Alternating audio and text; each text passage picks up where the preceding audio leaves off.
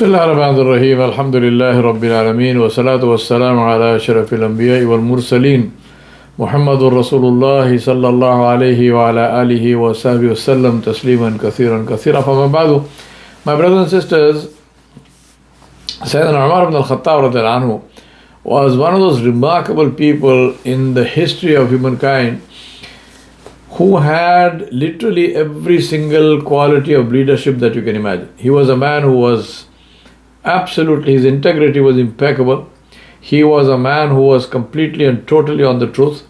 He was a man who had the courage of his convictions to stand alone before anyone and everyone and do whatever it took to ensure that the truth prevailed. He was a man who was not afraid of anyone other than Allah subhanahu wa ta'ala. He was a man who was so soft that he would weep in Salah so many times when he would lead Salah. There's a case, an instance where he was leading in Salatul Fajr. He was leading and he came to this ayah where Allah subhanahu wa ta'ala said, وَإِن تُعَذِّبْهُمْ فَإِنَّهُمْ عِبَادُكَ. The ayat from where Isa alayhi salam's conversation, وَإِنَّهُمْ عِبَادُكَ وَإِن تُعَذِّبْهُمْ فَإِنَّهُمْ عِبَادُكَ فَإِن تَغْفِرْ لَهُمْ فَإِنَّكَ أَنْتَ الْعَزِيزُ الْحَكِيمُ. And he came to this ayat and he kept on repeating it, and he was weeping and he wept so much that people said that they could hear him in the last saf of the masjid. And he repeated and he repeated and he repeated until there was a voice which said, Ya Amirul Mu'mineen, go ahead, read from, after this ayat, read from here. 3 of us have died of grief already. And these were the jinn, the believing jinn who were praying in Masjid al-Nabawi al-Sharif behind Amir al-Mu'mineen, Umar ibn al-Khattab radiallahu anhu. The title also, Amir al-Mu'mineen, he was the first one who was called Amir al-Mu'mineen. Because when Sayyidina Abu Bakr as-Siddiq radiallahu anhu came to the Khilafah, he was called Khalifatu Rasulillah sallallahu alayhi wa sallam. So now when Sayyidina Omar radiallahu anhu came to the Khilafah 2 years later, people said, now what do we call you? Because we can't say Khalifatu Rasulillah, it's like too much of a mouthful. So what should we call you? When somebody came from, I think it was Iraq or something, and they suggested this name, Amirul Mu'mineen, the leader of the believers. So Alhamdulillah, he was the first person to be called Amirul Mu'mineen, and this became the title of the Khalifatul Muslimin, and every Khalifa was called Amirul Mu'mineen. Sayyidina Umar radiallahu anhu's, so he amazing person. So all the leadership qualities. So he was very soft. At the same time, when he needed to be tough, there was no one who was more tough than Umar ibn al-Khattab radiallahu anhu. He was like an absolute rock against whom all the forces of batil, all the forces of falsehood would smash, like waves smash against rocks, against a rock in the ocean, and nothing happens to the rock. So this was Umar ibn al-Khattab radiallahu anhu. He was also known during his lifetime for his wisdom. He was one of the wisest people going, and he was hugely respected for his wisdom, his foresight, and his his tact. He was one of the few people who could read and write, so he was also learned in that sense, and he was respected for that also. He was very strategic in his thinking. He was extremely objective in his dealings with people, and he was completely and totally honest. And his honesty and his simplicity were so beautiful. One day he comes to Mirza and he said, Ya Rasulullah, I love you more than anyone in the world except myself. Now imagine this statement itself, what kind of a statement it is, how beautiful that statement is. It shows such intense love for the Nabi alayhi salatu wasalam, but at the same time such complete honesty that he is saying, I love you more than anyone else, but obviously self-interest, self-protection, the love that we have for ourselves. So he said, I love you more than anyone else in creation except myself. And Rasulullah said to him, he said, Ya Omar, your iman is not complete until you love me more than you love anyone in the world, including your parents, including your children, including your spouse, and including yourself. Now, anyone else in that situation, subhanAllah, I can only talk about myself, anyone else in that situation immediately would have responded and said, oh no, that's what I meant, Ya Rasulullah, I'm sorry, I did not convey to you properly what I wanted to say, but this is what I wanted to say. This is what anyone else would have said. Sayyidina Umar radiallahu anhu said nothing. He did not say anything. He left, he went away for a while, then he came back and he said, Ya Rasulullah, now I love you more than anyone and anything else in the world, including myself. Right? I love you more than myself.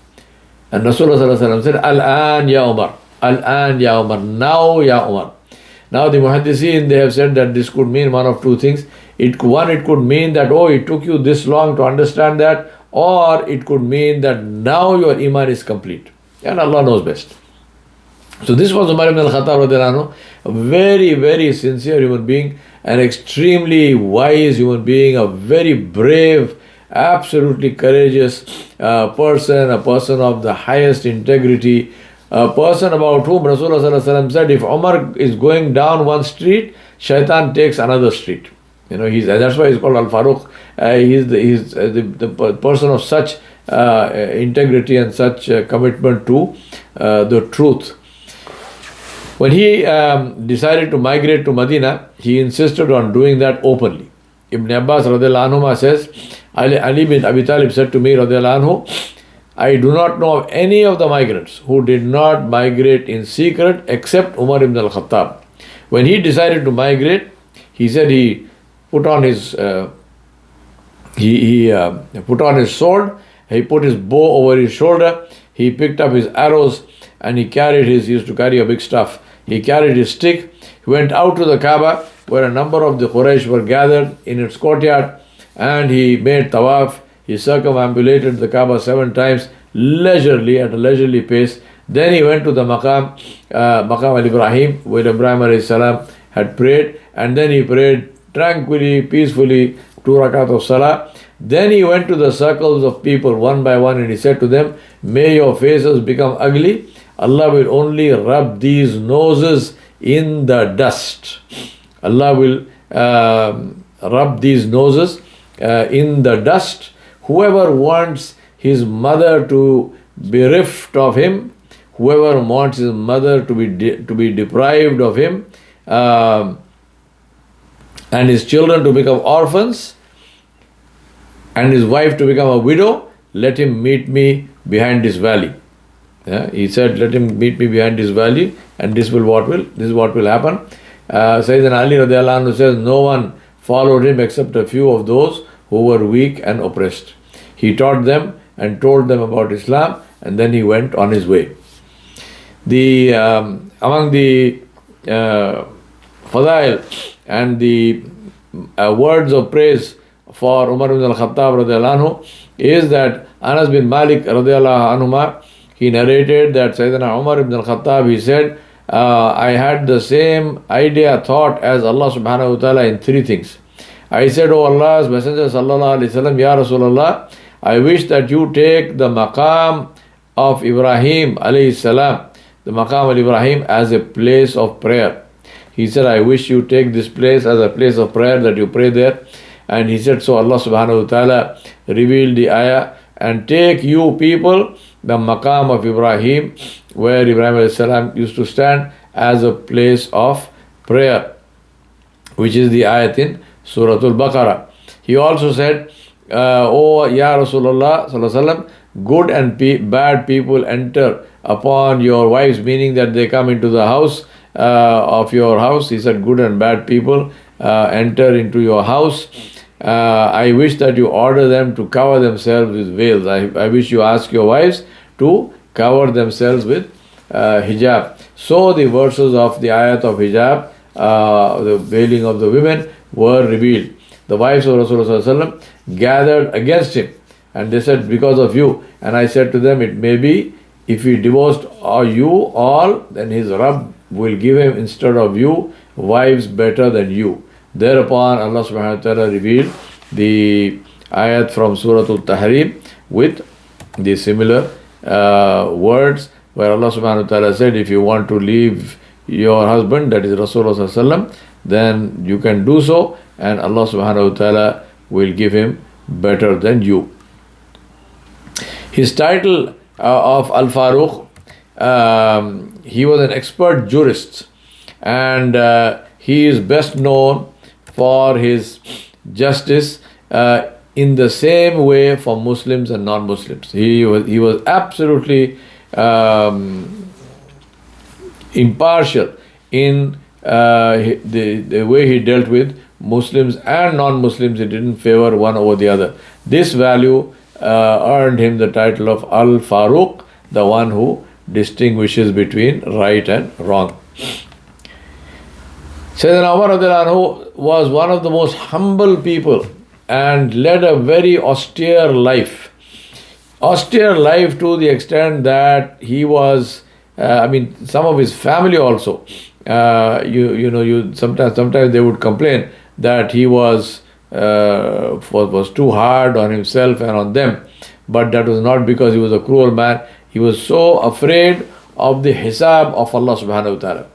He was very, very humble before Allah subhanahu wa ta'ala, and he led a very austere life. His food was very coarse, and he would patch his cloth with leather. He used to carry a water skin on his shoulders despite his great position and his esteem as the Amir. He used to laugh a little. He never joked with anyone. Engraved on his ring was, "Death is sufficient as an admonition, as a warning, O Omar." Death is sufficient as a warner, as an admonition, O Omar. When he was appointed as the Khalifa, he said, "Nothing is permissible for me from the treasury more than 2 pieces of cloth, one for the cold season and the other one for the dry season or the hot season. The sustenance of my family will be the equivalent of an average man of Quraysh and not the rich among them. For I am an ordinary man among the Muslims, and there is nothing special about me." And this is what he maintained. The very interesting story of his son, 2 sons, Abdullah ibn Umar and Asim ibn Umar radiallahu anhuma. They had gone to Iraq, and there in Iraq the governor was Abu Musa al-Ashari radiallahu anhu. So when they were returning from there, Abu Musa radiallahu anhu said to them, "I have this large amount of money which I need to send to your father, the Amir al-Mu'mineen in Medina. Can you take it with you?" So they said, "Yes, we can take it with us, and we'll give the money to the Amir al-Mu'mineen." And then one of them, I think it was probably Asim radiallahu anhu, he said, "Do you mind and will you permit us that on the way we use this money as capital and trade, that buy goods with this money and trade, and we will give the amount of money to the Amir al-Mu'mineen, and if we make a profit, then the profit is ours, and if we have a loss, then the loss is ours, we will make up the loss." So say for example the money was 20,000 dinar. It said we will give 20,000 to the Amir al-Mu'mineen, but we will buy goods with the 20,000. Instead of carrying the cash, we'll buy goods with the 20,000 here, go and sell them in Medina, and then the profit of that, if there is a profit, we will keep it, and if there is a loss, then we will recompense it and make sure that 20,000, which is what you are giving us, is given to our father, the Amir al-Mu'mineen. And Abu Musa al-Ashari radiallahu anhu said, "Nothing wrong with that, you can do it." This is what they did. But when they came and they did this and they brought the money, Sayyidina Omar radiallahu anhu heard about it. He called them, he said, "What did you do?" They said, "This is what we did. We asked the permission of the governor, and the governor agreed, and he gave us permission to use the money as trade capital and to give you the actual amount which he sent with us. And alhamdulillah, we have made some profit, and he permitted us to keep the profit." Sayyidina Omar said, "No, deposit the profit also in the Baitul Mal." Now Abdullah ibn Yawar of course said nothing. That was his nature. Asim radiallahu anhu said, but we had permission from the governor. He said, I don't care. I don't want people to say that my family used state money in order to trade. Deposit everything in the Baitul Mal. Another time, Sayyidina Omar radiallahu anhu was, he used to patrol Medina, he used to walk around, he used to talk to people. So he went to the grazing area. There was this public grazing area in Medina in which people used to graze their cattle and camels and so on. So he went to the grazing area. He saw some camels. He asked people, whose camels are those? They said, these are your son's camels. These are Abdullah ibn Umar's camels. He came back and he said to Abdullah ibn Umar, he said to his son, radiallahu anhu, he said, all those camels, deposit them into the Baitul Mal. Right? The state will confiscate them, deposit. He said, these are my camels. I mean, why would the state, what did I do wrong? He said, your camels have been grazing in public land. So he said, I am one of the public. I mean, I have a right for my camels to graze there. He said, yes, you have a right for your camels to graze there. But the thing is, because you are the son of the Amir, son of the Khalifa, it is entirely possible that people gave precedence to your camels over their camels. Maybe they allowed them to drink water before their camels. Maybe they gave them some special fodder which they had kept for their camels. But because of your camels, because of your connection, they gave you that. We cannot have any of that. Those camels now belong to the state. Deposit them in the Baitul Mal. So this was Sayyidina Omar ibn al-Khattab radiallahu anhu. He was so strict with himself and with his whole with his entire family. One of the historians, he said that Sayyidina Omar radiallahu anhu, from the day he became Khalifa to the day he died, he never lay down to sleep. He used to sleep standing up or sitting down. He would just doze. That's it. He never took a full night's sleep. He never laid down to sleep. That is how sincere he was about his work of being a Khalifa. Muawiyah bin Abi Sufyan radiallahu anhu said, as for Abu Bakr radiallahu anhu, he never desired the world, and the world did not desire him. As for Omar, the world desired him, but he never desired the world. He said, as for us, we have been soiled by the world inside out. And this is the quote of Muawiyah ibn Abu Sufyan radiallahu anhu. At the time of drought, Sayyidina Umar radiallahu anhu ate bread and oil until his skin turned a pale, started to turn dark, and he would say, what a bad leader I am, or I would be, if I eat my fill and people go hungry. He could have eaten, he had the money, he could have bought, he had the position and power. No, he said, I will eat what the people eat. Now, when Abu Bakr radiallahu anhu's sickness grew intense, and the people gathered around him, and he said, there has befallen me what you see, and I think I am going to die soon.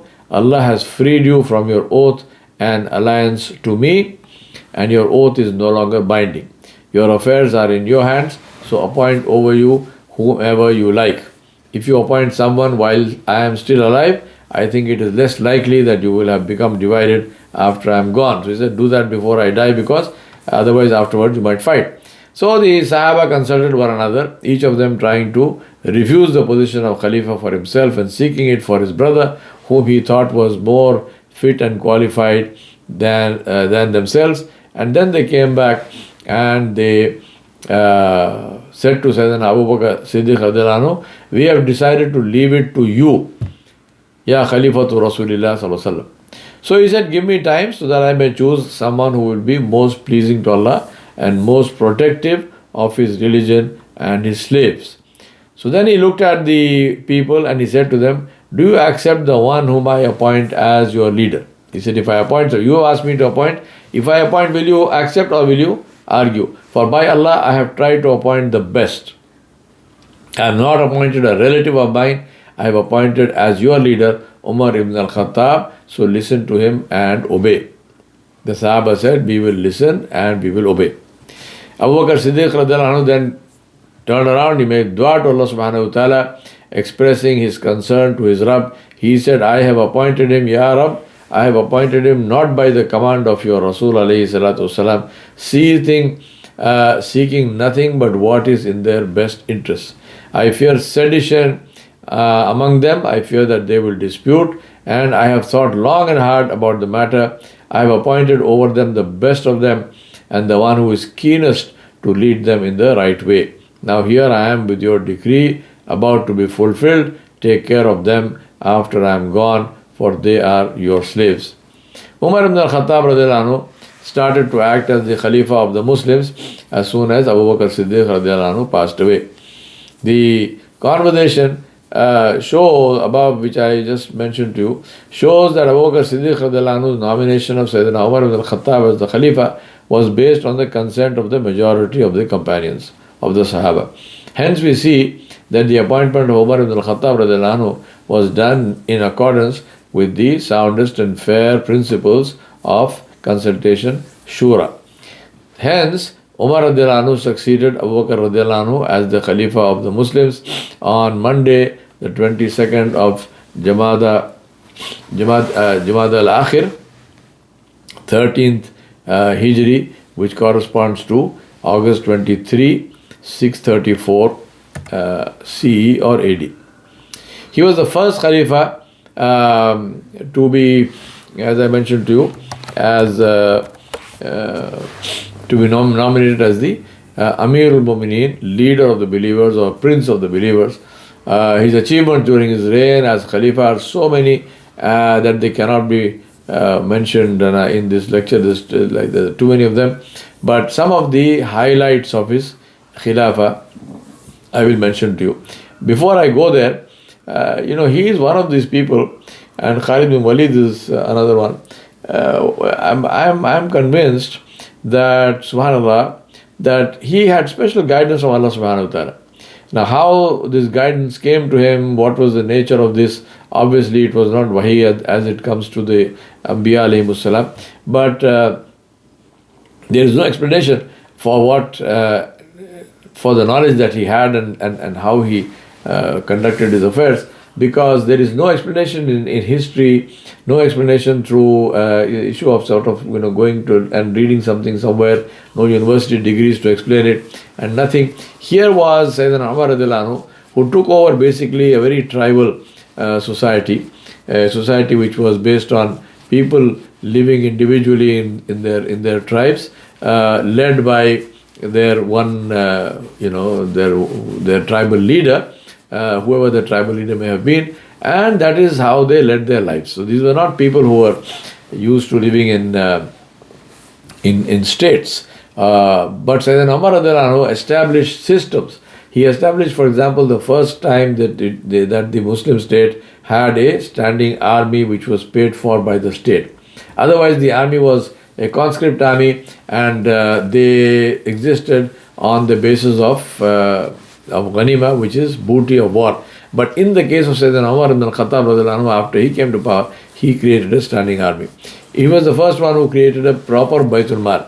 There was always some kind of a Baitul Mal, some kind of a collective, some financial place where money would be collected, usually zakat money, and it would be distributed, but that's about all. But Sayyidina Umar radiallahu anhu actually created a completely like a finance ministry kind of thing, where the funds, state funds were kept, they were accounted for, there was distribution, and all of this was accounted, and in today's our modern terms we would say accounted and audited. Of course, they didn't have auditing and so on in that sense at that time, but this is the second thing that he created. Third thing that he created and he did later was that the issue of ghanima, issue of booty, what had happened especially after the conquest of Iraq is that booty was given to the soldiers both in terms of movable and immovable property. So for example, they got whatever gold and jewels and armor and horses and camels and whatnot, cattle.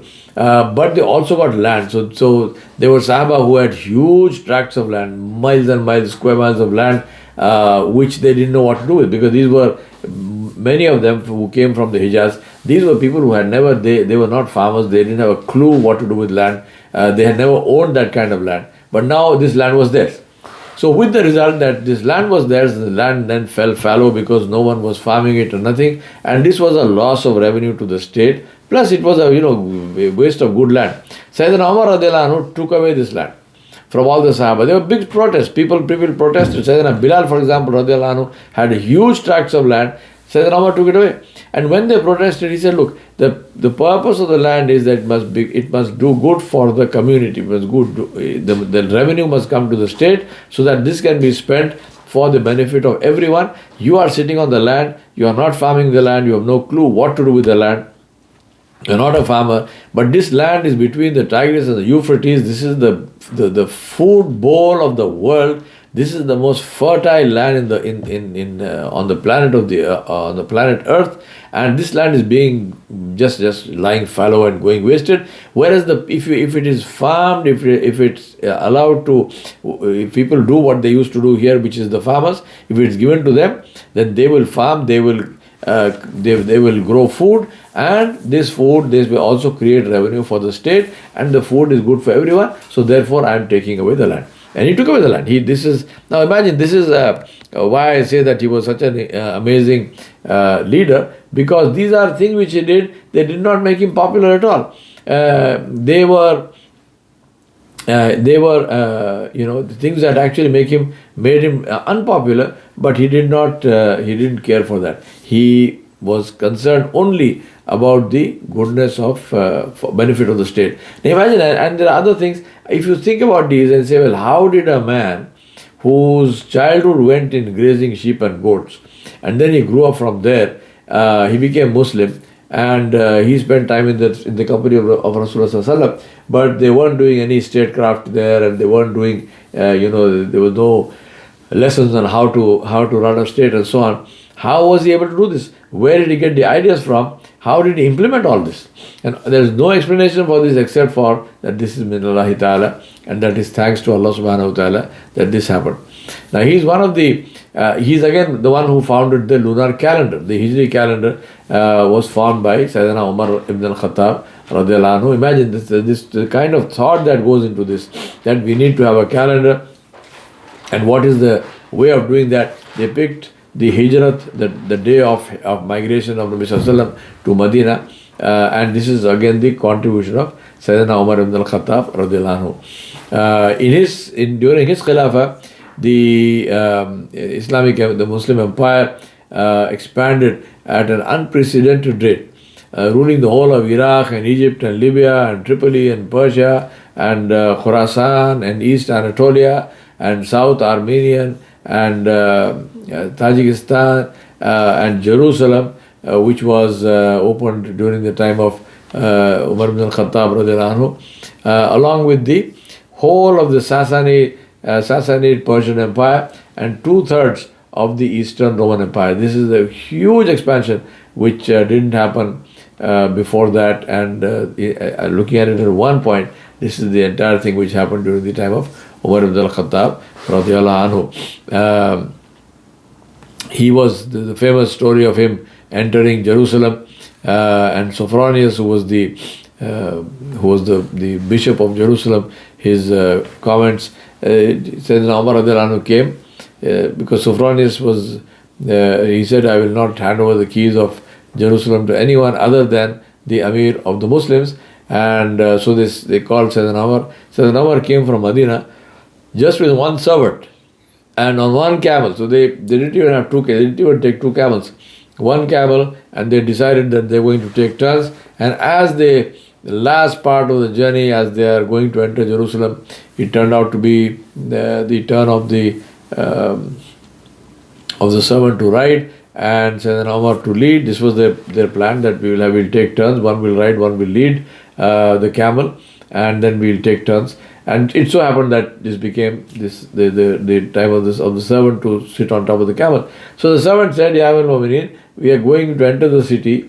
These people will see you and so on. It is not seemly and not proper for me to be seated on the camel and you are leading the camel. So I give up my turn. You please sit on the camel. Sayyidina Umar said, nothing doing. He said, this is our agreement. This agreement will stay. And what people will think and don't think doesn't make any difference. Now see, these are the things. My whole point of these lectures is, what do we learn from this? Today, if you think about it, a lot of evil we do, a lot of lies we take, a lot of truth we don't speak because of what will people think. Imagine Sayyidina Umar says, I don't care what people think. Let people think anything they want. We are true to our word and we will remain true to our word. So Sayyidina Omar radiallahu anhu is now leading the camel, servant sitting on the top.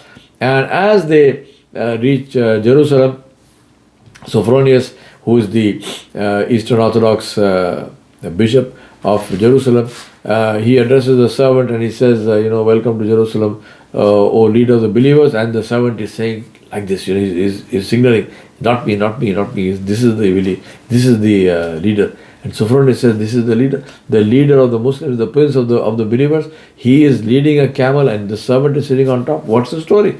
When they told him the story, he said, this is true and this proves to me that indeed this man is the one who is the Amir of the believers, because he hadn't seen him before. So he said, this is the proof that he is the Amir of the believers.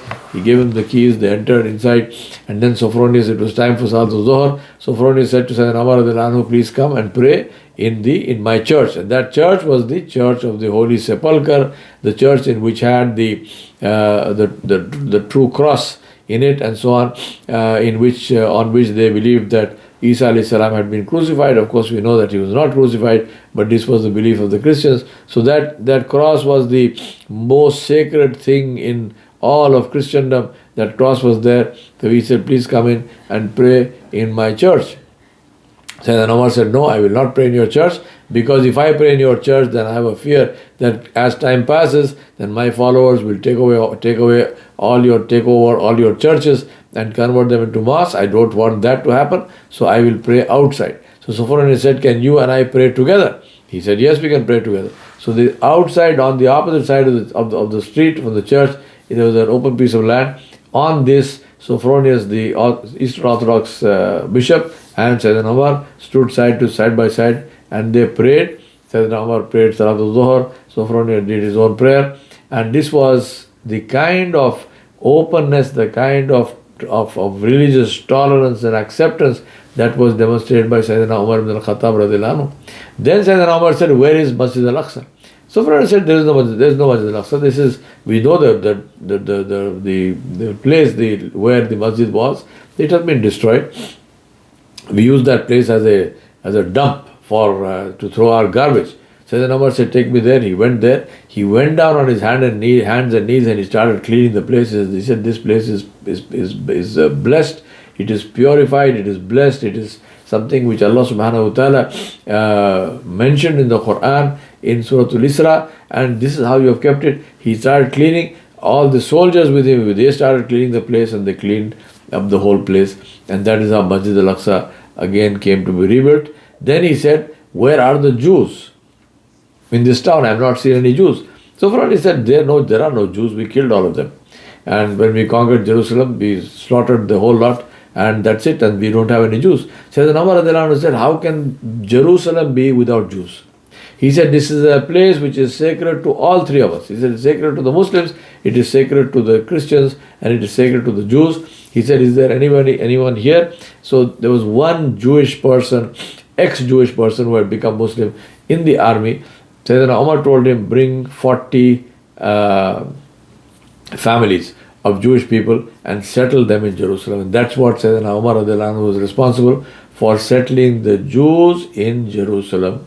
Before that, there weren't any Jews in Jerusalem. He brought them and he settled them because with the Crusades, when the Christians conquered Jerusalem, they slaughtered all the Muslims and they slaughtered all the Jews and completely. And they said the legs of the horses were immersed in blood up to their fetlocks. This is how it was described, the conquest of Jerusalem in the first crusade by the Christians. And Sayyidina Omar radiallahu anhu came and he settled it and honored the Jews and the Christians. He said to Sophronius, any one of your Christians who wants to leave can leave. And he said, the politicians of your senators and so on, they should go. Others are welcome to stay. You will be safe. Your property will be safe. Your churches will be safe. Your home will be safe. Nobody will touch anything. So Sophronius said, this is not how we treated people. Sayyidina Omar said, I don't care. You are not our teachers. Our teacher is Muhammad Mustafa sallallahu alayhi wa alihi wa sallam, and this is how he taught us to treat even our enemies.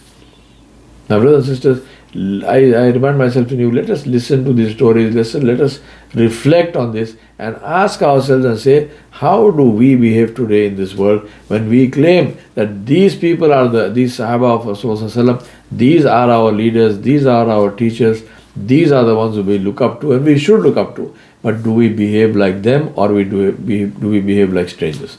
May Allah have mercy on us. I ask Allah subhanahu wa ta'ala for His mercy and